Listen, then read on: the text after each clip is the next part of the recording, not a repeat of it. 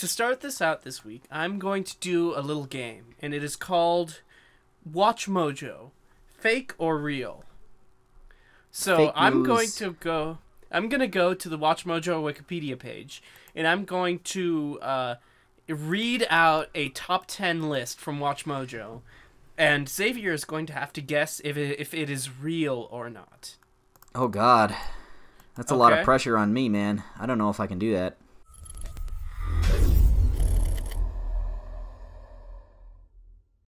Okay. Number 1. Real or fake? Top 10 awkward on-stage encounters. Or fan interactions. Either or. Fan interactions. Or encounters. You know, like an artist is on stage and fans do something. And then fans are just like, "Hey, can I touch your nethers?" And then the person on stage is like, "No, thanks." Exactly. Do you think this is a real video or a fake video? I think I'm gonna guess it's real, just because I know there's a lot of weird bullshit that happens at like Minecon. Yes, you got that correct. Yeah. Okay. Here's another one. The top 10 insane things you won't go to jail for. So it's like, things that should be illegal but aren't. I'm gonna guess that one is fake because that sounds almost inciting bad things. Like they're like, "Hey, here's a bunch of bad shit you can get away with." Yeah, that's I a feel like video that I would- came up with. Okay, because I was like, I feel like that would reflect badly on them as a group. Mm-hmm. Okay, here's another one. Top 10 sexiest... Top 10 sexiest video game characters of the 1990s.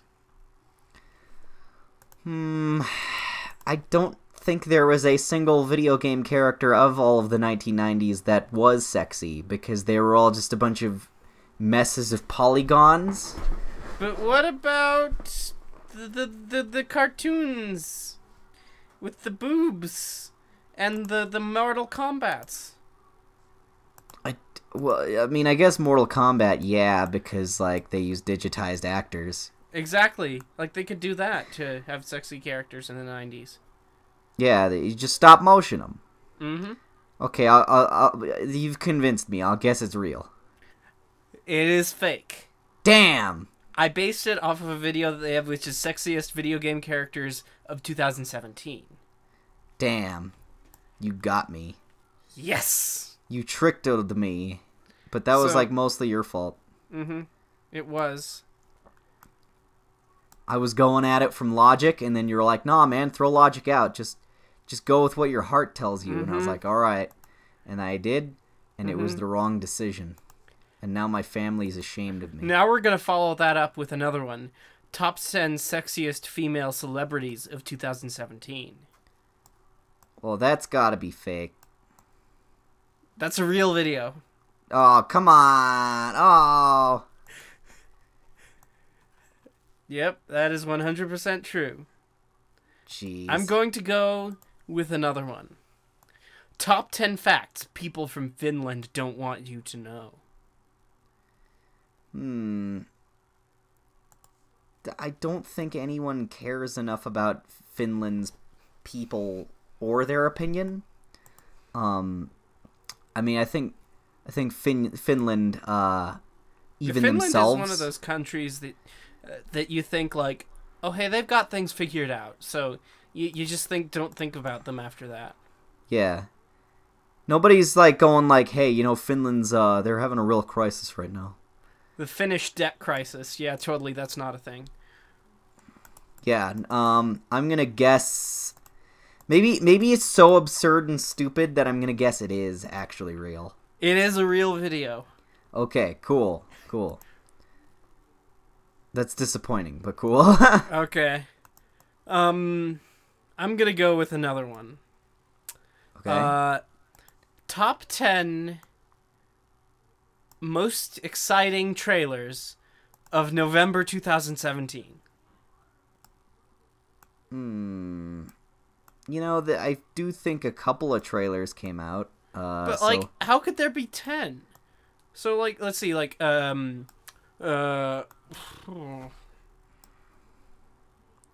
be a hard list to fill up. I'm gonna guess it's real anyway, because they just might be desperate for views, and That is a real video. Top 10 lists get views, boy. Mm-hmm. I guessed based on the amount of desperation, and I was correct. Okay, here's another one. Real or fake? Top 10 Netflix shows you forgot about. Because Netflix puts out a lot of shows. Is a little oversaturated. I don't know about that one. I mean, it sounds like it could be real, but I don't know. I feel like it's a little incendiary and almost poking a hole at Netflix. I feel like they would. But then again, poking a hole at Netflix would get them the views. Because anything negative automatically gets views. This is true. You know what? I'm gonna say maybe. You know what? All right, it's okay. I'm gonna count that as me winning. Can I send in a maybe answer? No, you can't. Damn. I'm counting a maybe as a yes. All right, that's fair. Mm-hmm. My indecision is my fault. Okay, so here's a good one. Here. What do you think about this? WatchMojo video. Do you think this is real or fake? Top 10 Marvel heroes and villains you will never see in the Marvel Cinematic Universe. I know a lot of websites do that annoying thing where they try to be like hip and cool and pretend they understand about like comic culture. So I would guess that one's I'm gonna guess that one's real because it's really easy. It's real. It's really easy to do annoying clickbait bullshit. And its thumbnail is Wolverine. Of course. I love that. This video came out 3 months ago, and it's like the most ironic thing ever. God, that's annoying. Given certain things that have happened. Okay, yeah. Okay. I'll buy that. Here's another one. Real or fake? Top 5 things that you didn't know about Costco. Who cares about Costco though? Like, who's gonna? That's not I go to clickbaity. Costco. I go to Costco. I don't know if that's all the time. clickbaity. I eat food from Costco. I'm gonna guess that one is a fake. Wrong. It's 100% real. Why would they do a thing about Costco? No one fucking goes to Costco. Oh my god. It has 348,000 views. Why?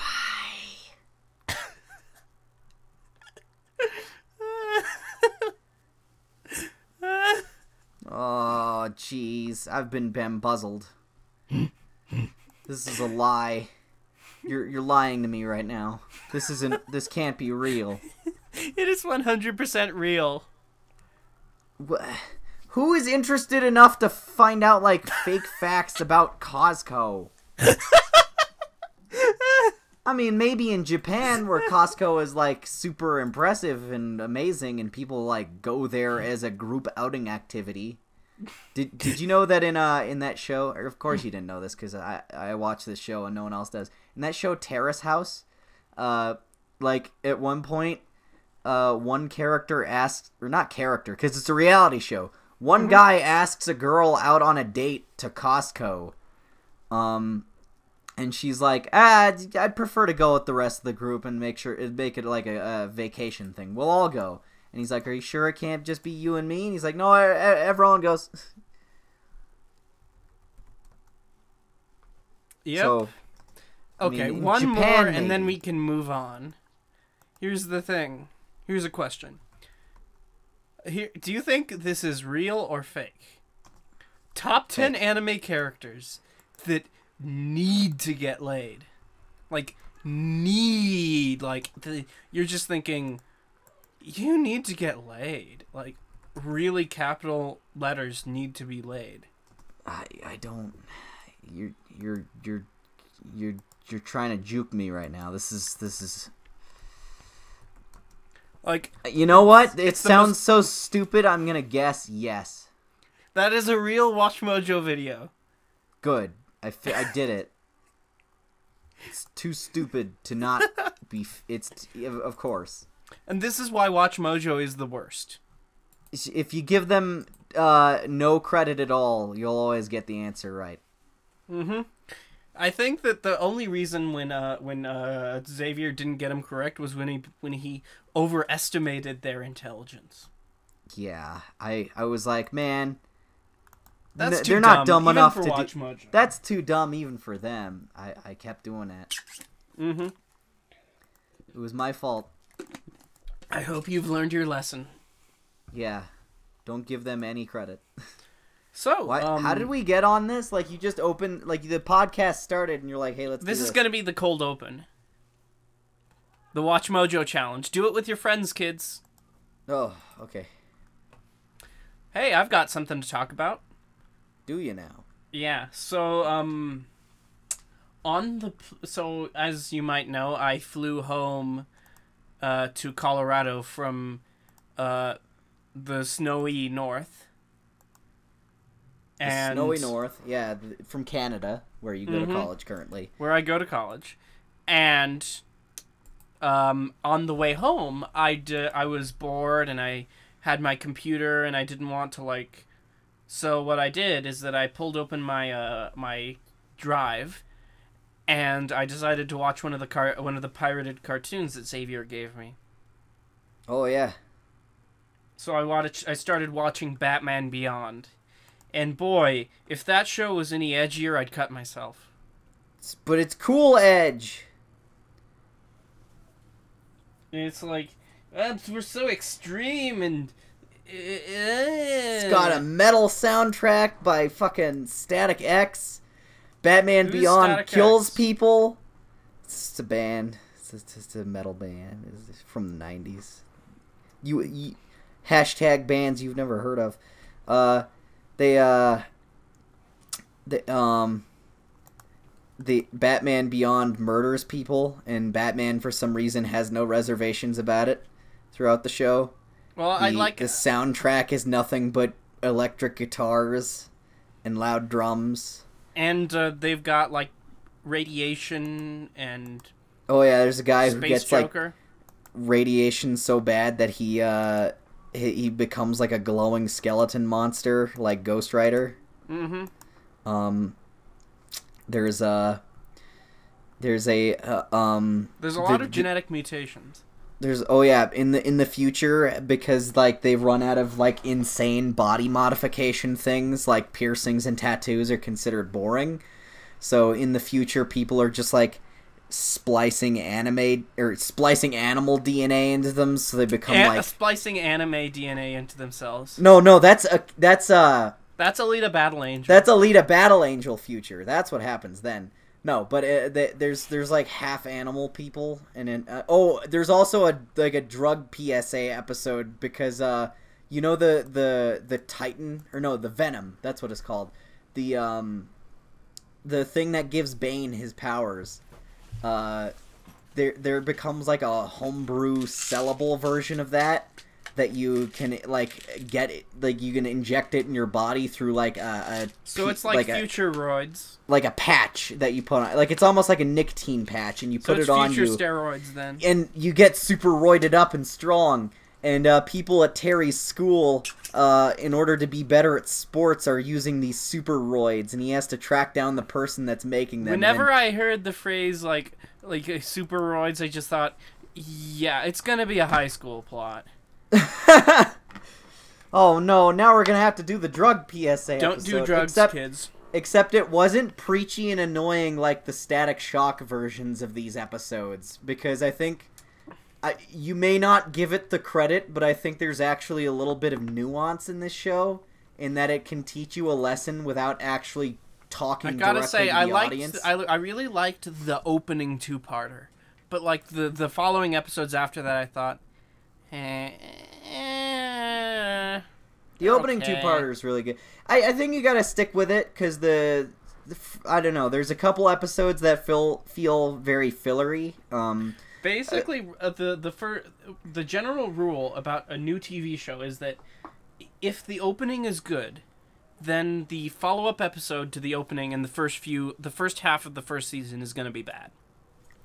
And of course, I wouldn't say it's necessarily bad. It's just a little bit underwhelming considering how good that first episode was. So you're like, all right, come on, when do we get to like the really good villains? Because they start giving you a couple jobbers, you know, like, oh, here's the guy who's like buried underground and mixed with like irradiated chemicals, so his conscious has seeped into the soil, and now he's like living dirt. Like, that villain's lame. He's only gonna show up once. When do we get to like I'm gonna spoil it. There's only 2 villains in the entire series that come back from old Batman stuff, and one of them is Mr. Freeze, because his weird biology makes it so he can't necessarily age, and that is probably all he needs is diamonds to power his suit, and he'll be fine. Oh my god. You're not sending me to the cooler. No, but that episode with Mr. Freeze is really, really, really shockingly good. And it also ties back into like the main overarching plot. I wouldn't be surprised, because my favorite episode from Batman the Animated Series is the Mr. Freeze episode. I think they even got the same voice actor and everything. And that's amazing. Yeah. Oh, they also, what's another really good? Oh, have you gotten to the villain Ink yet? Oh yeah, that was in the second episode. Ink is pretty cool. Her first appearance is not like the best one. The second and third one are really awesome though. Because I remember. I mean, spoilers for the show. Isn't the first one where she shows up at the Batcave? Yeah, she does. I thought that was. And they use the Mr. Freeze gun to. Yeah, they use Freeze's gun because there's all kinds of old Batman. There's all trophies. Kinds of references to the animated series, like the giant. I like how at one point she's walking around and then just smashes the case with Harley Quinn's costume in it, and then smashes the Grey Ghost costume. Oh yeah, and then Bruce wears the Grey Ghost costume, which is a character that was just a callback to Adam West. Yeah, that was a cool one.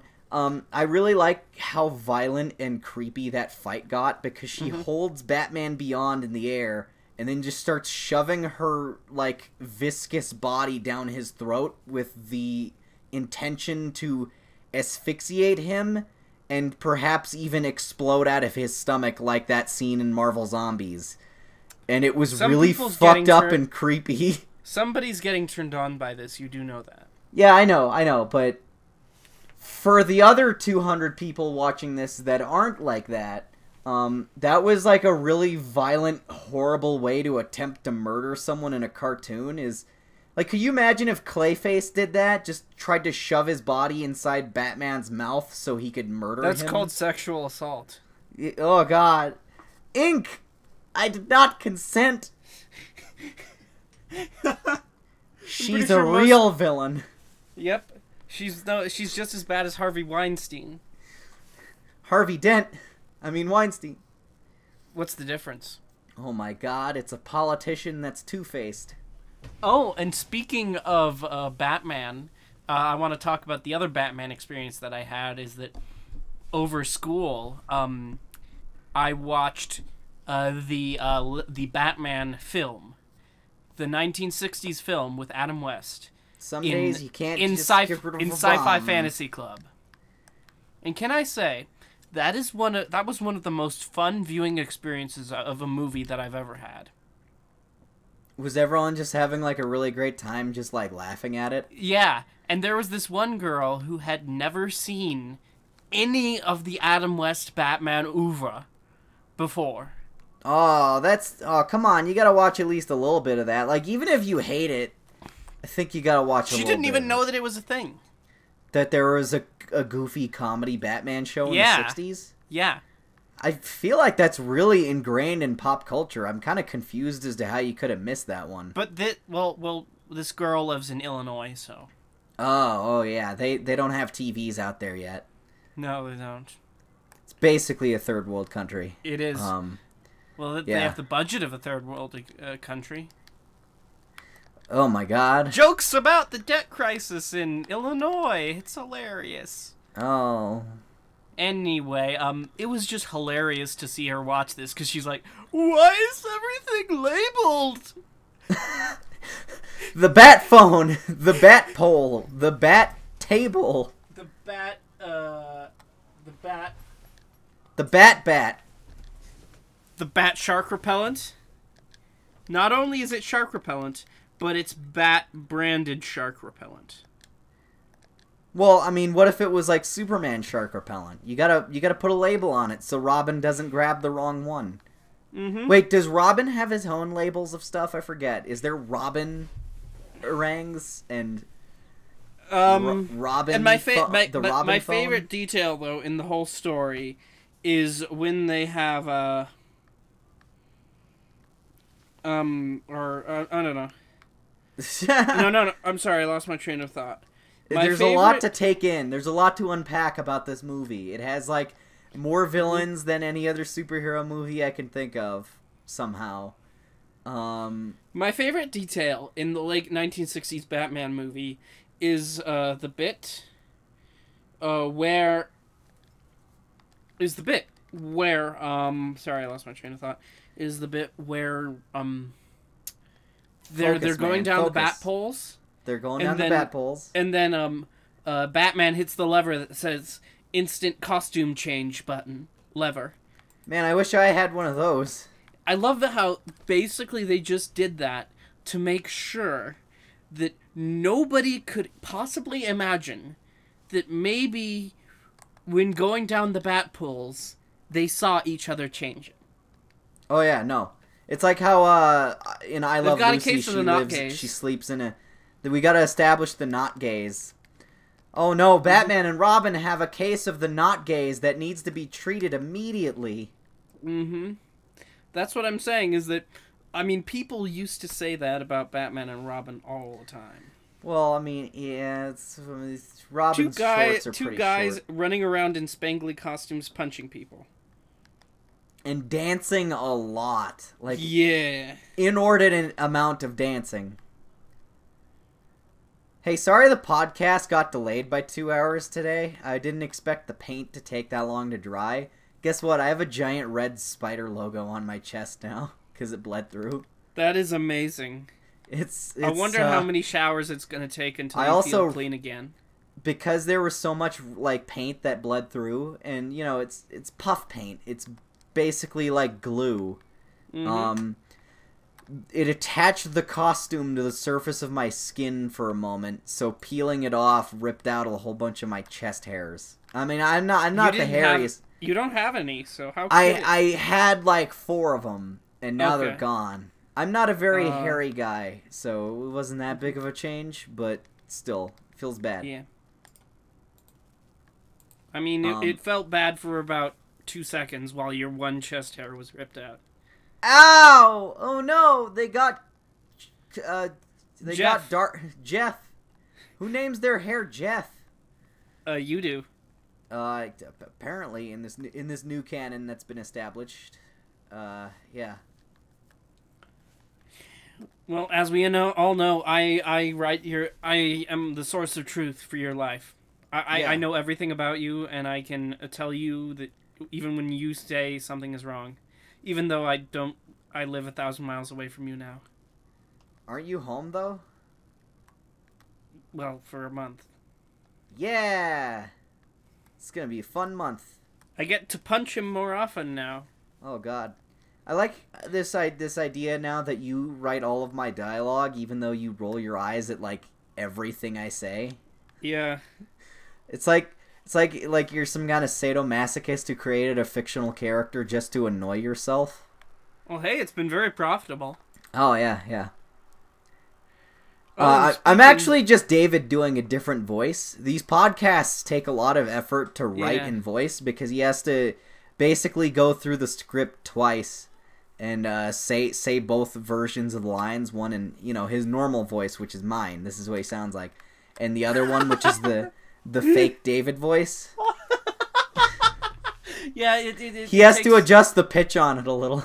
It takes a lot of work, and I have to make sure that I make sure that I write the script so that there's enough banter. And that's why in the Couch Potatoes, I choke him so often, because it's the only way that I can differentiate the characters is by making them not like each other. Oh, okay, yeah. So how do you film Couch Potatoes with a fake person? How do you do that? 2 takes. Oh, okay. You just do you put on a red wig and some Deadpool shirts? Yes. Yes, okay. And I also have some take some makeup and paint my face to make it really pale. You ever see that movie Powder? You basically do that. Yeah. Yeah, okay. All right. I like this lore. I like this. Mm-hmm. I'm down for this. Speaking of which, I watched a movie this afternoon because I was bored and I didn't have anything to do. Did you enjoy it? Wait, which version did you watch? Because I just saw you say that you watched the movie, and it's like, well, the old one or the new one? What movie? Total Recall. For the audience. Total Recall. I watched the one with Mars. The good one. So, the one directed by the director who directed the Lesbian Nun movie. Yeah. That's real true, by the way. The director of RoboCop, Total Recall, and Starship Troopers is directing a movie about lesbian nuns. Didn't he also do a movie about like a video game developer who is raped but consents to the rape fantasy because she's in a midlife crisis? Yeah. I can't tell if that's like horribly offensive or not. That's Paul Verhoeven's career in a nutshell. Am I really upset by this? I don't know. Yeah. So I thought Total Recall was pretty decent. I kind of like how basically the whole movie was was basically questioning reality. Oh yeah, well I mean I think Stephen King wrote the original story. No, Philip K. Dick. Of Total Recall? Yeah, Total Recall wrote the short story is called "We Can Remember It For You Wholesale" by Philip K. Dick. Philip K. Dick is a sci-fi writer who came up with really good ideas, but he's kind of a mediocre prose writer. So you might recognize him for the TV show on Amazon, Man in the High Castle, or his other novel, Do Androids Dream of Electric Sheep, got adapted into, as everybody knows, Blade Runner, as well as We Can Remember You Wholesale, which turned into Total Recall. And there's going to be a new sci-fi anthology series on Amazon based on his work called Philip K. Dick's Electric Dreams, which is going to be based on his short stories. Oh wait, I know what I got. How I got that wrong. It was Stephen King wrote Running Man, which was another Arnold Schwarzenegger movie. Mm-hmm. But Stephen King wrote it under a pseudonym. So on the thing it says Richard Bachman. Yep. Is Stephen King his real name? Because that sounds like a fake name too. It might be a pen name. I'm gonna look it up. Have you seen that picture of Stephen King from the 80s? And he looks like a crazy homeless man. Like he has a giant bushy beard. I showed you that photo. I think it was also in a Red Letter Media video. His name is Stephen Edwin King. Oh, that's disappointing. Sherlock Hemlock Holmes. Where does Stephen King find all the time to write this many books? I'm sure people have talked about it before. But cocaine. That's how. He just writes them really, really fast because he's like...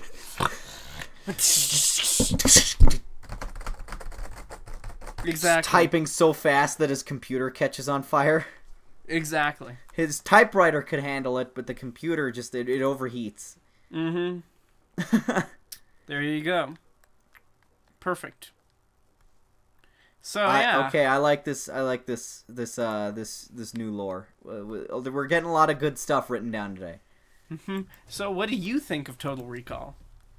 I think my favorite scene is the one where the old lady's face opens up in a really ugly looking CGI claymation monstrosity, and it has a rubbery Arnold Schwarzenegger head underneath. 2 weeks. 2 weeks. And 2 it has weeks. the most uncanny valley look to it. That's pretty good. Yeah. I think that the equivalent scene in the remake was pretty crappy. I remember I saw the remake before I saw the original. As did I, and I was like, how did they fuck this up so bad? Like, I watched the original, and I was like, oh, this is so creative and interesting, and has, like, so much fun. I think that the biggest difference is that there's a lot more ambiguity to the old one. Like, the old one is like, could this be real? Could this be fake? It's very... Well, that's the whole point of the fucking book, hey, is this real? Yeah. That's a theme in a lot of Philip K. Dick's work, honestly. Is this reality? Oh, God. I gotta put on this hazmat suit before I die. Although, I do have to say, I'm glad they kept the 3 best-breasted woman thing. Oh, yeah, because that's, I'm gonna be honest, I feel like it makes less sense in the context of the reboot since they tried to tone down the fantasy elements of that one. There was no mutants. So it's just like, how did she end up that way?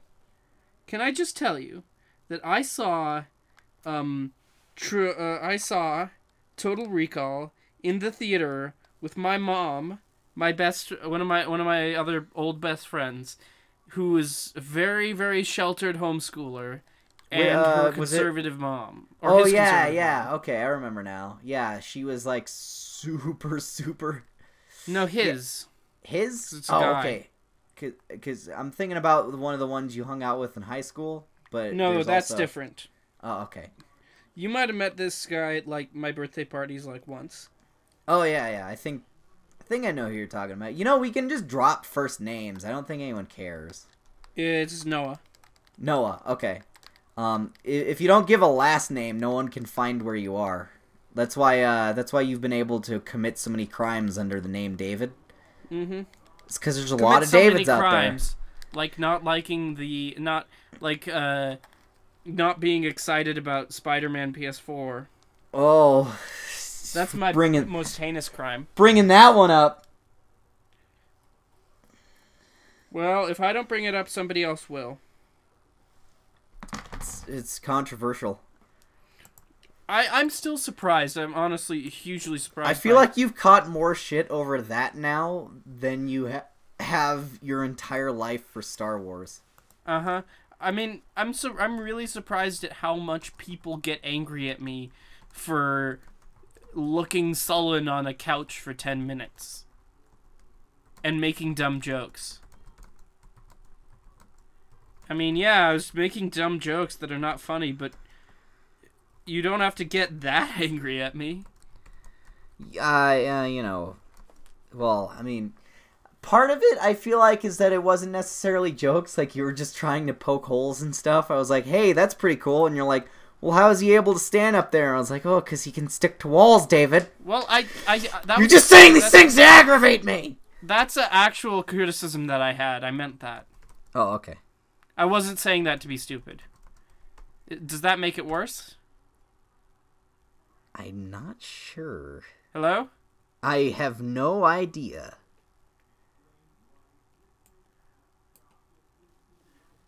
Oh, I completely forgot that John Cho was in the Total Recall remake. I'm looking at the trailer, and he was in the Recall Clinic. Did you remember that Bryan Cranston was in there? No, I don't, actually. Bryan Cranston was the main villain. I remember very little about this movie. Yeah, everyone has that problem. Okay, so, I'm going to send you a link for the trailer for Total Recall on on like Messenger, and skip to 106, and then play, and tell me when you. And I want to see how quickly it'll take you to start laughing. Okay, hold on. Yeah, did you send it on the one thing? I sent it on Messenger. Okay, all right. I'm pulling it up. Hold on, we're gonna get there. Superimpose Arnold Schwarzenegger's face as his helmet is exploding in the Mars scene. Yep. On the screen right now. Okay, tell Skip me when to this. 106. 106. Got it. Mm-hmm.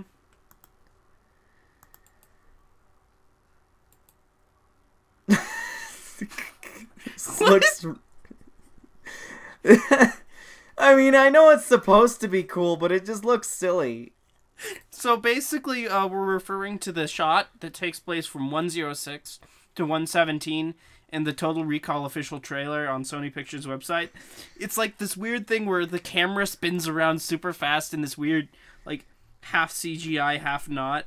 And then it's like so goofy. I was thinking about that sort of thing the other day when I was watching I was watching the trailer for Ready Player One again because it was before Star Wars. If it were up to me, I'd watch it only once and then never again.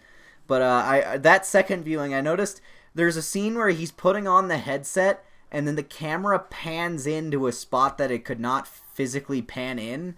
And it's very obvious the exact frame when he goes from being an actor to a CGI model of an actor. Because suddenly his skin texture looks way more rubbery, and his hair looks like video game hair, and then the camera... Send this to me, and I want to watch it. Okay, there. Yeah, Ready Player One trailer. Okay, think it's not the Comic-Con trailer. It was the one that came out. It's the one that just came out. Yeah. Although, can I say that my biggest disappointment with Total Recall, the new movie, is that Kate Beckinsale did not do the sexy evil woman thing nearly as well as Sharon Stone did. Well, I mean, I just feel like there's a lot of things about that movie that were not done as well. Okay, by the way, that thing I was talking about starts at like 25 seconds. I think that, like, the Total Recall remake, I don't think it's totally terrible, and I think there's some good stuff there. But I just think that, like, overall... It's forgettable, and history will ignore it. It's like forgettable, and it took itself way too seriously, I would say. Like the RoboCop remake. I swear to God, it was like this was a sequel to the this RoboCop remake that just came out a few years ago was like a sequel to prequel. Or something to the boring ass Total Recall, because it's like, all right, let's do another Paul Verhoeven movie, but then take out all the cool stuff that makes his movie special.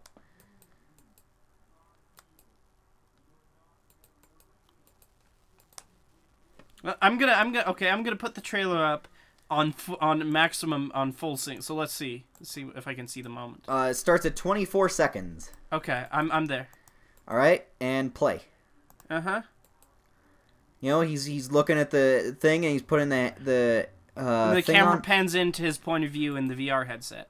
Yes, you could almost track the frame where he goes from being a person to a CGI model so that they could put the camera in that spot. Let me see that. Let me play that again. Oh yeah, it happens around like 27, 28. Yeah. I was looking at that and I thought that's really weird. I wonder like how they film those. Do they just say, all right, we'll have the camera stop at about this point and then we'll just let the 3D team do the rest of it? Or do they do the actual full camera pan but have him duck lower or like move out of the way so the camera can get into that spot? Well, I'm also imagining that what you could do is that you could do like take like a really advanced like 4K camera, like those really cool cameras they have in Hollywood these days, and just zoom in more digitally to make it look like it's closer than it actually is. Okay, yeah. So you basically, or you know what they could do is maybe they have it like move up towards the side of his head and then, to get into that spot. and then stop right about there, like cut when the camera's aimed at his nose, but then have like the whole motion recreated with a CGI model, but then just like maybe they start going in by frames and then like couple earlier like superimpose the 3D model one over the real one so it's kind of harder to tell, and then make it transparent so it kind of blends together, and then as it keeps going they just cut to only the 3D model, because there's a certain point where you can really tell it's no longer a real human's face, and it just kind of, I was looking at that. I can't wait to watch this on a big giant IMAX screen where that moment is super obvious because of how giant and high resolution it is. That's the thing about an IMAX screen, is that it kind of ruins certain special effects that would look really great otherwise. Like, I also thought this about, I remember a few years back my parents were, like, furniture shopping at, like, American Furniture Warehouse or whatever, right? Mm-hmm. Assuming that's not some, like, local place that's only exclusive to our state and is... It is not. Okay. But we were in this furniture warehouse, and there's this, of course, display for, like, living rooms, and they have a bajillion, like, super high-resolution TVs. And I remember being kind of annoyed because there was, like, they were playing movies. Oh, it is? Well, they already know we're in Colorado, whatever. There's 12 in Colorado and 2 in Arizona. So for all know, we could be living in Arizona right now. Yeah, that's why we go to Denver Comic-Con, because it's in Arizona. I mean, that's the close... I mean, there's no such thing as Phoenix Comic-Con, right? There might be? There is. Oh. I felt like there was one. I feel like there's a Comic-Con for every major city. Well, Phoenix is a bigger city than Denver, so... Okay, well, yeah, that's fair. Did they have it before or after we did? About 10 years before we did. Oh, well, that's embarrassing. Because theirs started in 2002, and ours started around 2012. I feel like ours started earlier than that. No, it was like either 2011, 2012. It's pretty I've new. gone to all of them so far. I actually haven't missed the first one was in 2012. I looked it up. Damn. So exactly 10 years after Phoenix. I mean, that's at least one thing that Arizona has over Colorado. I mean, it has nothing else, but... Heyo! Sorry if you live in Arizona. I don't like Arizona, so I make jokes about it. Okay, well, Arizona is basically Arizona is California's casual acquaintance that it likes to crop out of its fake Facebook photos. Damn, that's pretty sad, actually. Mm-hmm. It's basically the part of California that nobody cares about. I thought that was, that weird, like, kind of tail thing that's hanging off the side of, the left side of Mexico. What's that thing called? Baja California is actually good, because it's got beaches. Oh. Phoenix doesn't, Arizona doesn't have beaches. Because isn't it landlocked? I feel like there's at least one edge of it that touches water, but I could be wrong. It doesn't. It touches Mexico, but it doesn't touch water. Oh, okay, alright. My sense of geography is a little bit fucked up. So yeah, what were you talking about with the furniture place? Oh yeah, okay. I was really mad because they had this whole like display of living rooms, and they were like, yeah, here's all of our super like high resolution LCD screen TVs. And I was annoyed by them because I kept looking at them, because they would always play like a big Hollywood blockbuster on the screen, so they can show how great the resolution was. I kept being annoyed by the fact that the resolution was so high that it was actively making the things on screen look fake. Like, I remember being blown away by the effects in the first Transformers movies, like the very first one. I thought they looked really real in that one. There was a lot of really great texture to the metal, and the explosions and everything, and the concrete, like everything CG looked very convincing in that. But then on this super like high resolution TV, suddenly it looked really fake and rubbery, and I was like, how are you ruining this? It looked fine. Don't. You're making it so high resolution it sucks. So I think that's called the soap opera effect. Where if you film in 4K, it just looks like garbage. Well, I think the rule is that generally the higher resolution your TV is, the more you can see how fake certain things look. Even if it's like completely practical sets and props and things, still ends up looking a little fake somehow. It's kind of weird. Hey, wait a minute, that's a prop gun he's waving around. So, to circle back to the subject, did you like, what's your thoughts on the different RoboCops? The original RoboCop is an American classic and should be shown in film schools all over the world. The new one is a classic piece of garbage. I mean, it's not terrible. It's just boring. It's just lame. Like, God, it just doesn't do anything special or cool. It's just like trying to figure out how to. Ugh. Okay, so what's your thoughts on the new on the new Total Recall versus the original Total Recall? Well, I mean, the new Total Recall doesn't have any of the ambiguity or any of the really silly stuff. I was hoping that you were going to say the exact same thing you said before.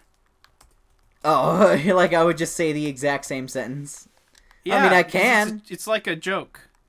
Well, I think the original is an American classic, and the remake is Don't forget being shown in all the film schools. And the original should be shown in film schools all across the nation. Arnold Schwarzenegger gives his best performance yet as RoboCop. Can you imagine that? There's an alternate universe out there where RoboCop is Arnold Schwarzenegger. What do you think of this? That is my living hell. Dead or alive, you are coming with me. Dead or alive, you are coming with me. That sounds terrible.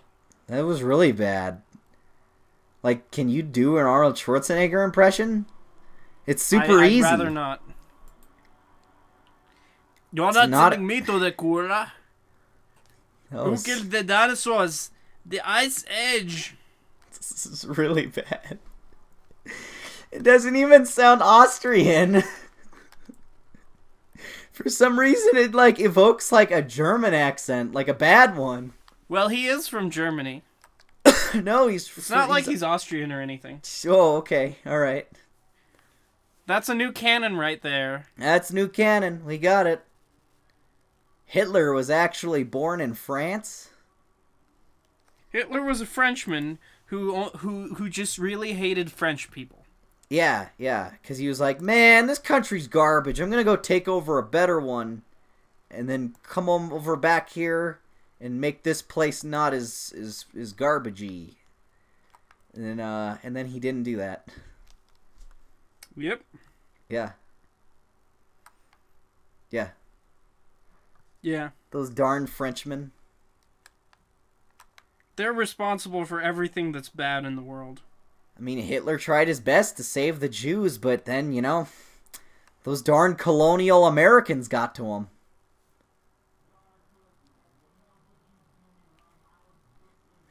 Yeah. We gave them all of those blankets with AIDS on them.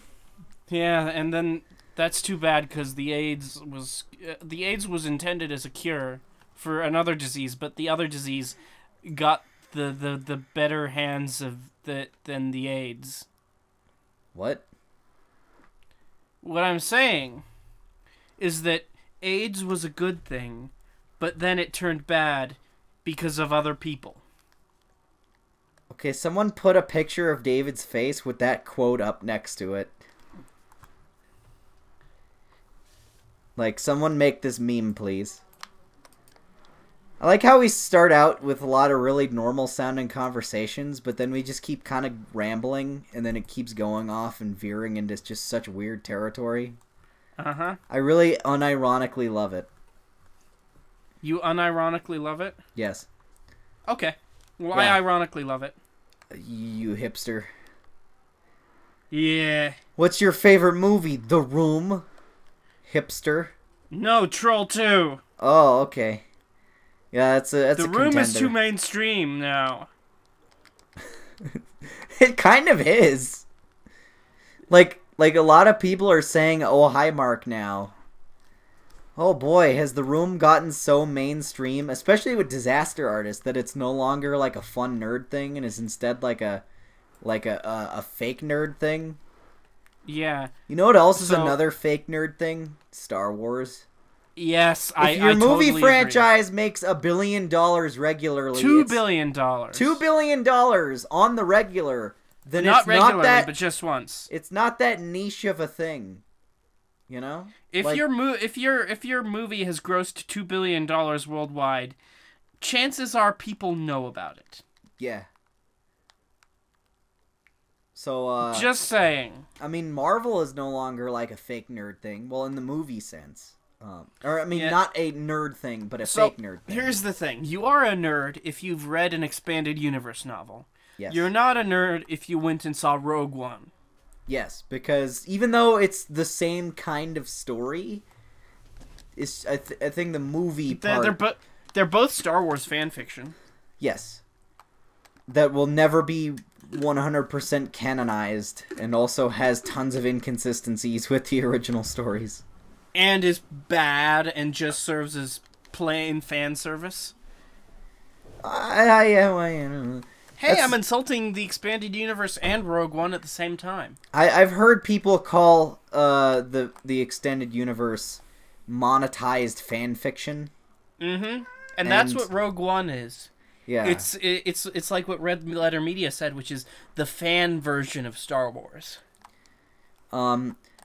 So from a person who's not the biggest fan of Star Wars, Uh-huh. and hates how much of a nostalgia bait franchise it's become, what's your take on everyone hating the new one because it's not nostalgic enough? Well, I can't say accurately whether that's whether that's a good take or not because I haven't seen the film. Okay. Well, you should see it at one point in a hotel lobby 30 years from now, and Yeah. come back to me and tell me what you think. Cause I mean, my knee jerk reaction is anything that gets the obnoxious hardcore fans I.e., your up in brother, arms is something I am on board for. because don't you know what like that watching is. your brother get angry. Well, also I think that they have terrible taste. Okay. All right. So I've generally what angers those people is what I would like. See, I don't feel quite as strongly about any of this as other people do. I've always been kind of a passive observer of the Star Wars phenomenon. Like, I wasn't like a gigantic fanboy who owns a ton of merchandise or something. You know, I mean, my dad is. My dad loves Star Wars. He's obsessed with it. He every object in his house is in some way a piece of Star Wars merchandise, including the rugs and his toaster as a Darth Vader helmet. He loves it. I never had that same kind of I even though I have that for Marvel stuff, I still look at that and go, psh, nerd. I mean, I'm just gonna. I've been tempted I'm to gonna call call him this a right virgin here. if my existence didn't disprove that. I am going to go out on a limb here and say that the Star Wars isn't as worthy of veneration as other nerdy things are. Because I mean something like Marvel, I get it. There's all this variety, there's all these different characters and these different stories. So I get why you'd like something like that because there's so much to just experience and you get to immerse yourself in this world. But with Star Wars, it's the same story over and over and over again. And Oh, when no, they tell more- a new one, suddenly the movie is garbage and everyone hates it. They want to. Yeah. It's worstest Star Wars ever. Every time someone says, I'm gonna do an interesting experiment. I'm gonna Worst- go onto Rotten Tomatoes for The Last Jedi, and look at some audience reviews versus critic reviews. Every time I see worse than Phantom Menace on like a YouTube comment, I just kind of like go. I roll my eyes. So here's the thing. Rotten Tomatoes tomato meter 93% fresh. Average rating 8.2. Audience score 56%. Average rating 3.3 out of 5. So that's a 6. So that's out of 100,000 user ratings. So Okay. either somebody's going at a very highly targeted campaign against Star Wars, or they're pissed off. Or they're pissed off. Okay, so I'm gonna look through some critic reviews. Fanatics will love it. I know that their critic score was really high compared to the 93%. audience one. 93%. It's Yeah. like saying, like, nothing in The Last Jedi is allowed to be mundane, including the places the filmmakers take the story. In a world busting with flashy popcorn flicks, there's still nothing quite like a Star Wars movie. And this is kind of ironic. Fanatics will love it. For the rest of it, it's a tolerably good time. Tolerably good time. That That sounds kind of backhanded. It's tolerably... Last Jedi is good. In parts, very good, but not as good as Force Awakens. So people are saying, like, maybe, like, B minus is what they're saying about this. Okay, and that's then, fair. I would agree, yeah. Some person wrote a really long review. And I'm going to skip to the end.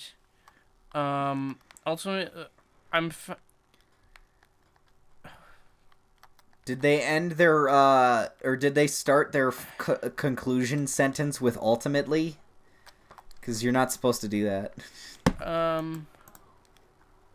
I'm just not going to read this. It's so boring. Let's see. More audience reviewers. Let's see. Find a good one. 1.5 star. Someone give the keys to the Ferrari keys for the Ferrari to the teenager Ryan Johnson who promptly wrecked and totaled the car. Awful movie. You see, no one's really like giving me a good enough reason why 1 it's star. bad. Wow, in not a good way. After the book burning, I started losing my way in the point of the film. The plot, the script direction, the characters. Luke sucked. Boy, just wow. What a great review. You see, here's the thing that's like confusing me, is I'm still not exactly sure what everyone hates it for. Like, they've given me a lot of tiny nitpicks, but no one's given like really Here's a long general one. thing. One that was wrong and a with half stars. The Last Jedi is not worth your time. The film is disheartening. After the opening scene, the story is strangely boring with a meandering plot that will remind you of the prequels. The lead characters whine constantly, from the emo Kylo Ren to the depressed Luke Skywalker. The great struggle between good and evil has no point. I mean, that's the whole series. The great struggle between good and evil has no point. The Jedi and the Sith do not believe in much of anything, so the audience is weak either. The new characters do not seem to matter at all. The bad guys are weak. The good guys are afraid. We all watch them suffer while checking our phones. I don't know what he was taught. What his point was there. Okay, so let me give my take on it. Again, from someone who's kind of passively involved in the series.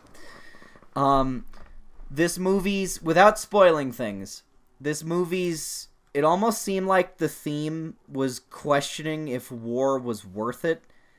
And just kind of showing shades of gray in terms of morality. Because at one point it starts to show that maybe the First Order and the Rebellion, the Resistance, because that's such a different name. And why is it a rebellion when they were the dominant power?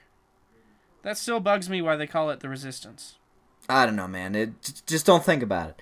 But anyway, the thing that bothers me is that people don't seem to be getting that, like, the whole movie. In fact, it's really unsubtle about it. It's kind of spells it out and says maybe they're kind of both a little bit shitty sometimes. And then starts, like, giving, like, shades of gray in terms of morality. Like, you start to see them blur the lines a little, you know?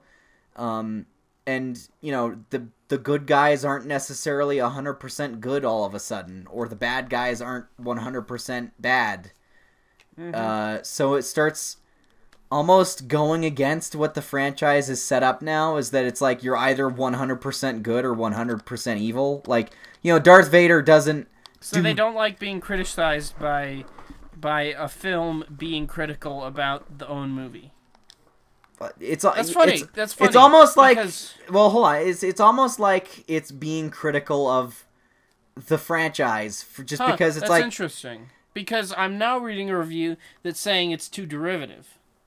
Oh my god, that's so... I don't know. But, like, okay, so, like, let's give Darth Vader as an example. He starts out as a 100% good guy, and then just becomes a 100% bad guy. Like, there's no... And then he becomes a 100% good guy again. Yeah, you don't get a lot of characters that are kind of ambiguous. Like, maybe Han Solo, but it's... Like, they don't show him doing a lot of really, really terrible things other Here's than what I'm shooting saying. Greedo. If you want a good story that really questions the ideas and the implications of the hero's journey that George Lucas copied and pasted from somebody else, it is Star Wars it's Star Wars The Knights of the Old Republic 2. It's kind of a half-broken game, but it's got some really interesting ideas. Okay, so hold on. Let me like sum this up as best as I can. I'm gonna really get it. Okay. Ideologically, Star Wars has always had pure light side and pure dark side in terms of its movies. Mm-hmm. Granted, there are some characters that fell kind of all over the map in terms of morality, but it was very clear cut that this is bad, this is good. Suddenly this one starts kind of asking, like, a question of, like, okay, maybe there's maybe a villain can have a really good reason for turning bad. I have a question for you. What was the Fawn storyline? Somebody wrote in their review, the Fawn storyline has been pointless and only served to be a good time to take a break. Who's Fawn? Fawn. Is that a character whose name I forget? No, I'm just making fun of them because they mispronounced Finn, or misspelled Finn. Oh, okay, I was like, did I forget something? Okay, no. Awful movie, possibly ruined the franchise. I left the theater angry and upset. Absolute disgrace, terrible plot, weak writing, and a total disregard for the Star Wars fanbase. Well, if it dislikes the Star Wars fanbase, then I'm on its side. Because I don't like them either. I think people who are... like super averse to Star Wars can be equally as annoying as the people who are like annoyingly in love with it. Like annoying Star Wars fans can almost be as annoying as annoying anti-Star Wars fans, because it's like, do you really go online to spend like half your day just trying to figure out a way to upset someone because they like Star Wars? It's almost like religious people versus atheists, I both find equally obnoxious because they're just so in your face about how superior their opinion is. I'm morally righteous because I believe in something. Yeah, well, I'm intelligent because I don't believe in that gobbledygook. Oh boy, this is the greatest review ever. This movie is absolute trash. Disney has destroyed Star Wars. Luke takes his father's lightsaber and throws it away.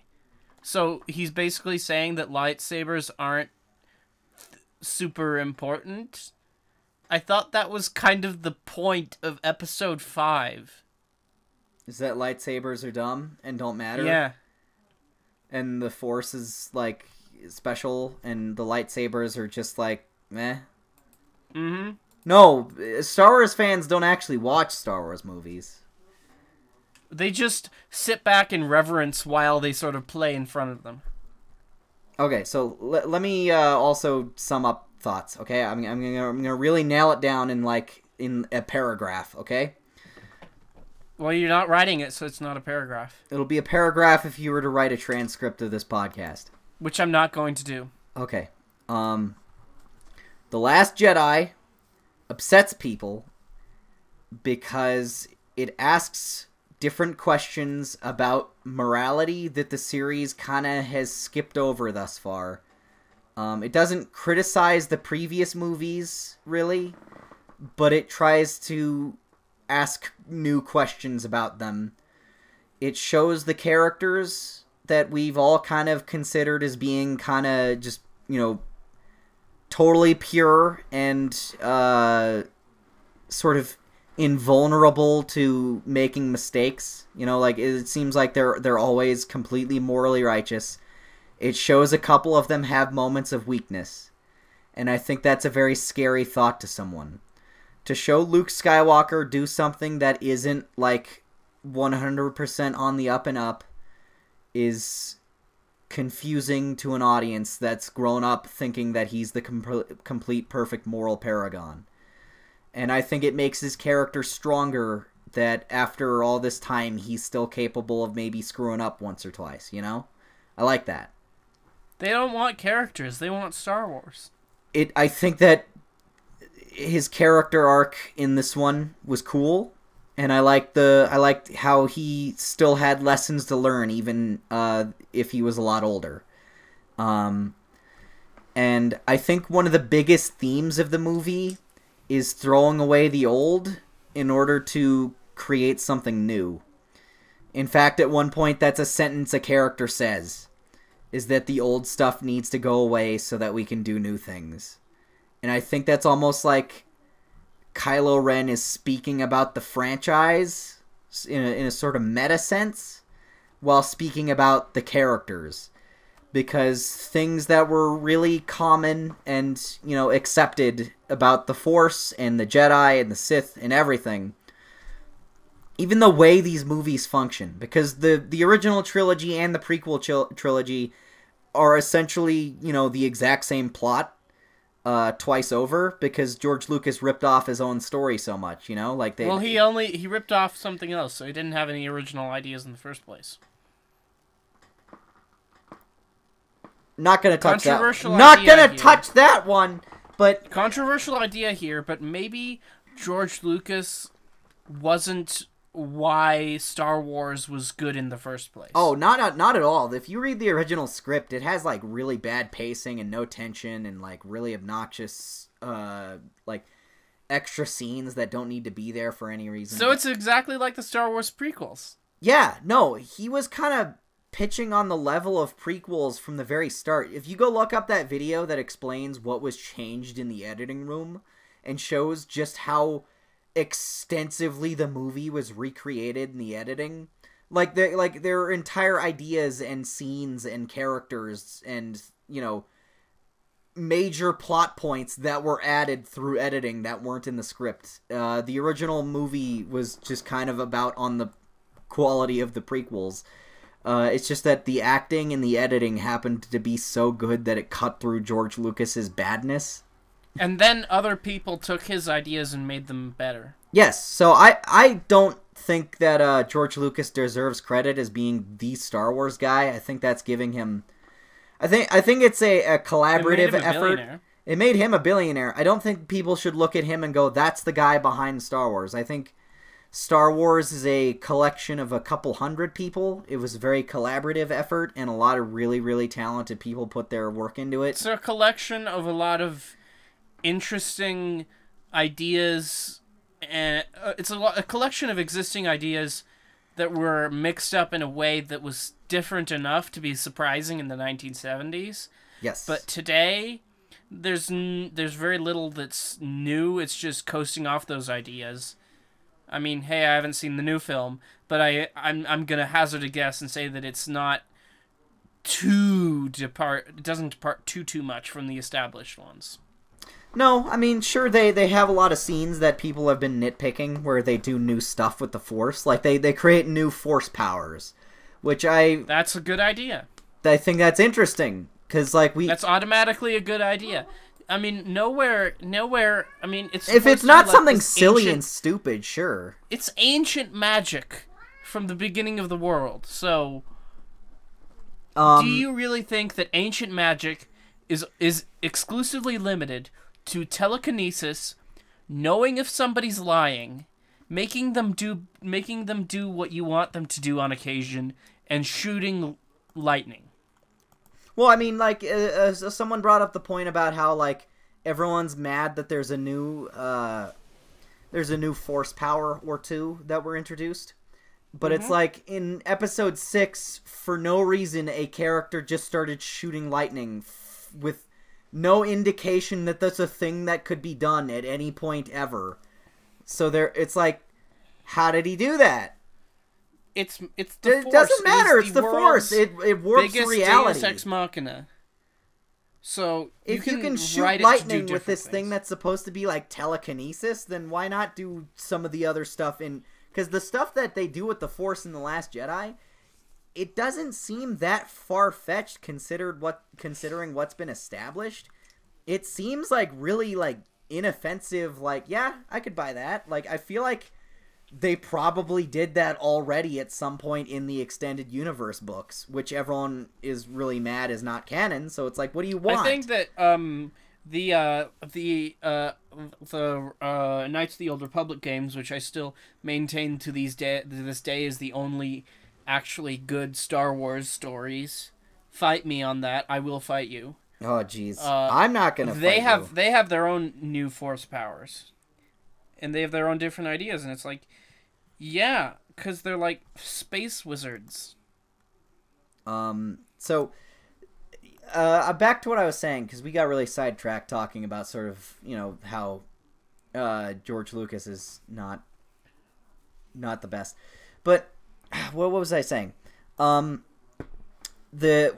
think the prequel trilogy and the original trilogy are extremely cyclical and have this sort of thing where they basically run through this poetry. They rhyme. Yeah, that thing where they run through the exact same plot, like almost down to like Anakin Skywalker and Luke Skywalker, like at the same point in the movie, lose the same hand in almost similar circumstances, and then or there's just all kinds of reused imagery and the plot sort of like kind of all the marks land in the right spots. There's a whole video I'm sure out there where someone just starts talking about how everything in the prequels is kind of like an indirect or direct reference to the original trilogy. What I liked about The Last Jedi is that if you were like trying to go through the plot of Empire Strikes Back and then just change all the nouns around, it wouldn't work. They didn't do the same story again. Because that's what they did with Episode 7, is they just basically did a find and replace on all the major script parts of New Hope. This one, you can't kind of fit it all in. It's sure there's a couple of scenes and encounters that were really similar. Like, in fact, there's a scene in an elevator that seems almost identical to one in Episode 6 for some reason. But then it seems almost like this one is more connected up with Episode 6 than Episode 5, but that throws the entire trilogy, like, out of whack, so you're like, what are we gonna do now? Because, what are we gonna do now? And I think that's really cool. So, without me having seen Star Wars number 8, here is my wish list for Star Wars Episode 9. Don't have J.J. Abrams direct it. Because, yeah, a lot of people are saying, JJ, come save the franchise. It's ruined. Ryan broke it. Come save it. I think that J.J. Abrams is fight me on this again, but he's not a very good director. He is a very good producer. He is very good at helping other people make good movies. I don't think he's a good writer. He can't make good movies himself. I think he's very bad at writing. I don't think the problem is writing. Like, dude knows how to film a scene. He can. No. I have serious problems with the way he makes a movie. I think that my biggest problem with Force Awakens is a pacing problem. Now that's partly in the script because everything just happens a little bit too quickly, but it's also partly in the way way he makes the movie. Yeah. No, I'll agree with that. Because J.J. Abrams has a very frenetic style of directing. Well, like, there's also in his movies is warp speed or faster or hyperspeed or whatever. Yeah. It was basically just jump and you're there. Well, do you remember in the Star Trek movies how like there was so much handheld photography and such long shots that the camera was just like really floaty and there were barely any cuts? So it started to feel like certain things were just kind of lingering too long. I'm not gonna say he's a bad director or cinematographer. Here's the way editor. we'll put it: he's a bad writer, he's a mediocre to slightly bad director, but he's a very good producer. Okay. He J.J. Abrams' strength is definitely in producing, because he's been behind some really great movies. Let's see. He produced. He's produced the Mission Impossible movies. He produced 10 Cloverfield Lane. He did Mission Impossible 5. He produced Mission Impossible 5. He did the whole Cloverfield thing. He's working on God Particle. He's a very good producer. It's just that when he steps behind the camera, it's when things start to look a little bit sour. I don't know. I mean, I don't hate anything he's done. I think there's been some questionable decisions for sure. But nobody. I totally don't hate Into Darkness. Who could hate that movie? I wonder why people hate it. Well, I mean, I've never sat all the way through it in one sitting. I've watched it multiple times. Every time I try, I get really bored. It's bad. It is bad, bad, bad, bad, bad. Oh, so you love it then? It's not bad in a fun way. It's bad in a just I can't wait for this to stop way. Oh, okay. Then why'd you watch it multiple times? Because I was an idiot and I liked it because it's Star Trek. Oh. So what you're saying is you're a Star Wars fanboy. I was the Star Wars fanboy of Star Trek fans until I grew up. Oh. So what would that mean for like an audience member of ours who is like 30 and doesn't like Force Awakens or not Force doesn't like Last Jedi? Are you saying that they're man children that need to grow up? Is that what you're saying? Nah, that's impossible. Are you saying that Red Letter Media are wrong? I don't care. I don't actually know what their opinion is of the movie. They're not seeing it. Are they?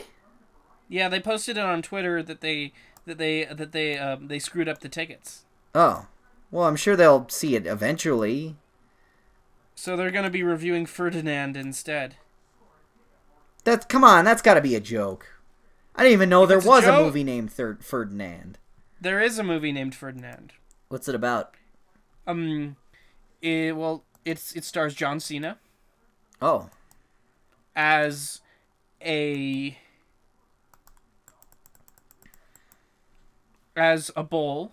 A bull? In an animated movie about a bull who doesn't want to do bullfighting. That sounds incredibly generic. Yep.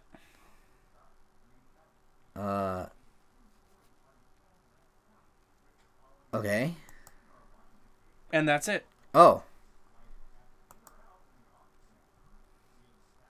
So John Cena's movie career is going great. Yeah. Well, good for him. I'm proud of him. He's really earned it. You know, he's put in a lot of time and effort into his acting. He starred in, what was it? What did he star in? He had a cameo in what's her face? Bad blonde comedian. Trainwreck. Yeah, Trainwreck. He was in Trainwreck for like 5 minutes, and then he disappeared. Wasn't the joke that he had a big dick, and then that was the end of the scene? I never saw Trainwreck. I remember it was in the trailer, like he pulls down his pants, and she's like, "Oh no, I'm gonna be murderized from your phallus." That was the exact line I remember, because I was like, "Wow, that's a really weird line." And then the scene ends. Yeah, that's what happened.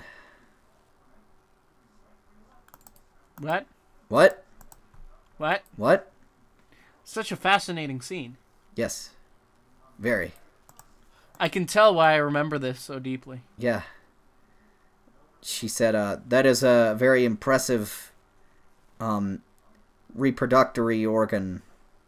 And I was like, that's not a word. Wouldn't it be really funny if you had like a movie where like a romantic comedy where everybody just talked like robots? I will fund this, whatever it is.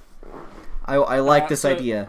I'm imagining like the meet cute where they like the girl is clumsy and drops her like papers in the library, and then the guy comes over and helps her out and is like, "Oh, pardon me, I did not wish to interrupt your studying.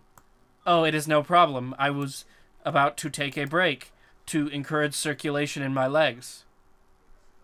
Oh, good. What is your appellation?" "My appellation is Lucy. What is your appellation?" "My appellation is Roger. John." No, Roger. Roger. Yeah. Roger. "My appellation is John." John Rogerson. I am pleased to have. This unit is referred to as Nathan. I am excited that you know my name now, or something like that. This unit is pleased. This unit is pleased. Would you like to go to a shop where they sell coffee and buy coffee so we can drink it and talk? No. Darn. Please? No. Okay, I will stalk you now until you love me. And then 4 scenes later, why do you continue to pursue me? Because I am in love with you.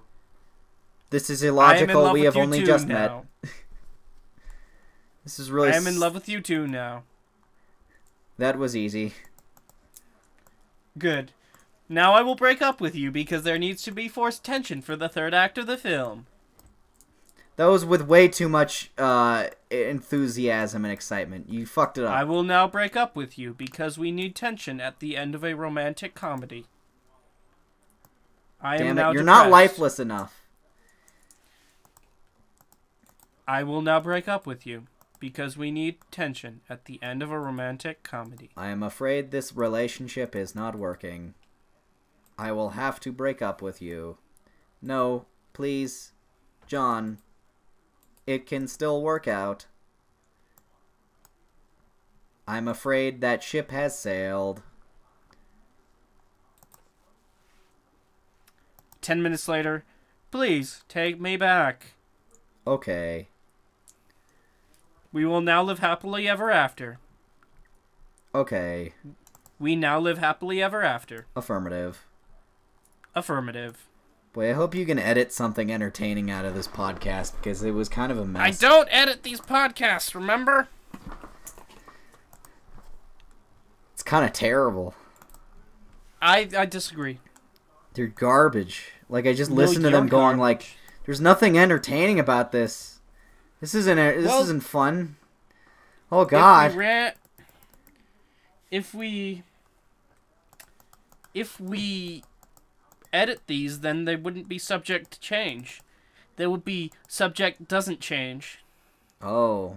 And think about how boring that podcast would be. I'm so confused right now. Did I just get got? Yes. Oh, I got. Fair enough. Fair enough. So I think with that, we will wrap up the podcast, and we'll hopefully see you next week, unless we don't. We might not. Bye. Bye.